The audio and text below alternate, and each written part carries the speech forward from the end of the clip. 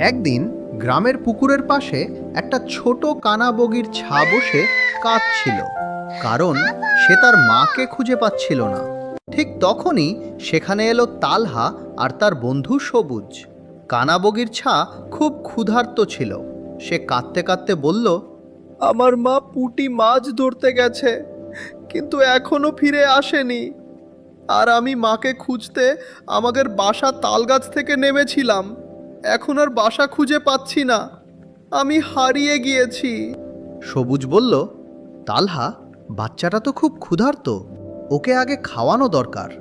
তালহা বলল, চিন্তা করো না, চলো আমরা পুকুরে গিয়ে কিছু পুঁটি মাছ ধরে আনি। তালহা আর সবুজ পুকুরের ধারে বসে বড়শি দিয়ে পুঁটি মাছ ধরতে লাগলো। একটা একটা করে ছোট ছোট পুঁটি মাছ ধরে তারা কানাবগির ছার সামনে দিতে লাগলো।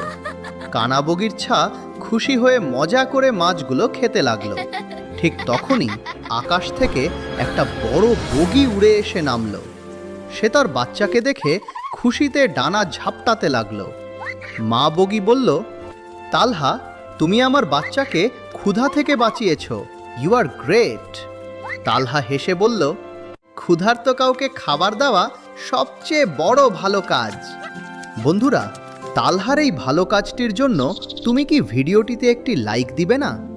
আর এমন গল্প প্রতিদিন দেখতে চ্যানেলটি সাবস্ক্রাইব করতে ভুলো না।